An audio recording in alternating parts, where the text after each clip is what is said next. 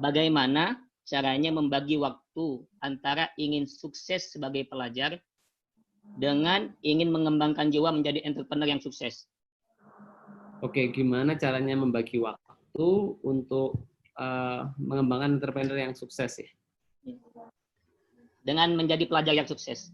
Pelajar yang sukses juga. Jadi supaya tawazun. Jadi begini adik-adik. Satu, kita harus punya tadi pertama self awareness, tentu harus kenali dulu kemauannya apa, ingin jadi apa yang mau dicapai. Kedua, your future is depend on your daily routine. Masa depanmu ditentukan oleh bagaimana kamu menghabiskan waktumu setiap hari. Jadi tanda baiknya seseorang adalah ketika dia meninggalkan segala sesuatu yang tidak berguna bagi dirinya. Oleh karena itu, gunakan waktu semaksimal mungkin. Jadi terutama saat COVID-19 ini banyak hal yang bisa dikerjakan teman-teman untuk memulai sesuatu, belajar. Dan yang ketiga, kawan-kawan, tingkatkan kapasitas kompetensi. Jadi tingkatkan kapasitas dan kompetensi diri. Saya punya keyakinan tidak penting apa yang ada di depan kita, tidak penting apa yang ada di belakang kita, yang paling penting adalah kapasitas dan kompetensi diri kita untuk membuat kita siap menghadapi momentum apapun dalam kehidupan ini. Dan yang keempat adalah afirmasi namanya. Apa afirmasi itu? Semangat tuh naik turun. Iman naik turun kan. Nah, kita terus buat siklus buat diri kita. Misal nih sekarang hari apa ini? Sabtu ya. Kita semangat. Minggu masih semangat. Senin semangatnya mulai berkurang.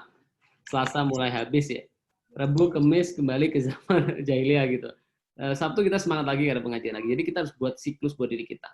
Afirmasi sehingga kita bisa betul-betul menjaga konsistensi. Jadi antusiasme itu hal yang biasa bagi saya. Ketika tim saya, kawan-kawan saya itu punya ide ingin memulai sesuatu, itu bagi saya hal yang biasa. Tapi orang yang konsisten itu yang jarang.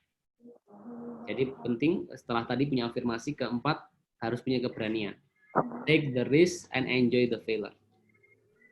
Saya sering temukan orang hebat yang gagal, saya temukan ya banyak di antara mereka gigir bekerja keras, tidak berani mengambil resiko. Jadi mengambil resiko ini hal yang penting. Saya mau cerita dulu waktu kuliah pernah saya lolos satu penghargaan ilmiah bertepatan dengan ujian kedokteran yang setahun sekali.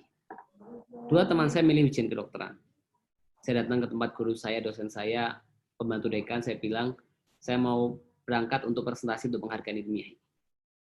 Saya berangkat, sampai sana saya akhirnya dapat penghargaan ilmiah itu, dan alhamdulillah sama kampus dikasih penghargaan, lulus tanpa skripsi. Atau ketika saya mau berbagi pengalaman ini ya, ketika saya ingin masuk ke kedokteran Brawijaya tanpa tes. Saya kalau masuk ke kedokteran Brawijaya itu hal yang sulit sekali. Bahkan di kota saya ketika itu, sekolah yang paling bagus di kota kami pun ya, itu hanya satu siswa saja yang bisa masuk ke kedokteran Brawijaya tanpa tes setiap tahunnya.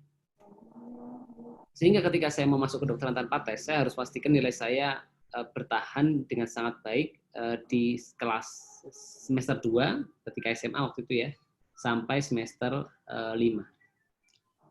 Banyak hal deh saya lakukan ya. Saya ingat kalau bulan puasa gini, satu buku itu fisika ya, saya bisa ulangi sampai 5 kali. Saya sampai merangkum semuanya, matematika, saya buat buku sendiri, tulisan saya rangkum, semua saya ulang-ulangi.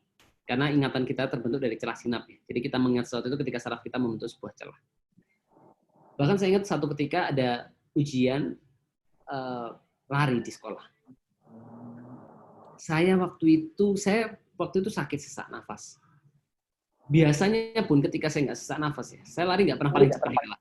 Lari saya itu tengah atau belakang ya. Karena tengah biasanya saya nggak pernah lari paling cepat. Hari itu kondisi saya sakit, tapi saya betul-betul ingin masuk ke kedokteran tanpa tes. Akhirnya saya betul-betul lari paling cepat waktu itu di kelas saya, dan tidak pernah terjadi waktu itu sepanjang hidup saya sebelumnya. Dan saya ingat ketika selesai ujian nasional, guru saya di sekolah mengumpulkan semua siswa, dan akhirnya waktu itu diumumkan ya, ada 2 siswa di sekolah saya yang bisa masuk ke kedokteran tanpa tes ketika itu. Dan saya termasuk salah satu di antaranya. Jadi bagi saya kawan-kawan, tidak ada yang lebih indah dibandingkan mengerjakan sesuatu dengan sebaik-baiknya dan sebaik-baik cara. Dan bukankah keberhasilan itu akan lebih manis jika diawali dengan pengorbanan yang lebih keras ya. Jadi adik harus mau namanya soroh, mau susah, mau merasakan ketidaknyamanan. Karena itu adalah kunci kita berhasil ya. Mau jadi pengusaha, melakukan sesuatu yang orang lain tidak mau lakukan. Untuk mendapatkan sesuatu yang orang lain tidak mampu dapatkan. Orang lihatnya sekarang enak, Dr. Gamal dikasih penghargaan, Raja Inggris diapresiasi, Presiden Rusia dan banyak negara lain. But people don't see what really happened. Tidak jarang saya cuma tidur 2 jam kadang-kadang semalam. Saya ingat saya harus jaga rumah sakit dan harus ngejar membangun Indonesia Medica waktu itu. Saya jaga rumah sakit selesai pagi ya, jam 6, 7, saya langsung ke bandara, ke Jakarta. Langsung hari itu juga saya flight kembali lagi ke Jakarta, Surabaya, saya langsung ke rumah sakit praktek lagi. Selesai saya harus kembali lagi, habis selesai jaga pagi harinya, saya jaga malam semalaman di rumah sakit, saya langsung kembali lagi ke bandara, langsung terbang lagi ke Jakarta. Bahkan pernah jam 4 selesai dari rumah sakit, saya langsung ke rumah ambil barang-barang, langsung ke bandara. Dari bandara saya terbang ke India. Sampai di India saya langsung datang, selesaikan urusan saya di sana, langsung saya ke bandara kembali lagi. Jadi saya banyak pengorbanan-pengorbanan yang tidak pernah terceritakan sebelumnya. Tapi bagi saya itulah yang harus kita lakukan. Hidup ini sekali deh. Berikan yang terbaik yang kita bisa ya. Penyesalan itu adalah ungkapan kesadaran kita bahwa sesuatu yang sebelumnya kita yakini benar ternyata salah. Jadi segeralah memulai dan berikan yang terbaik yang kita bisa.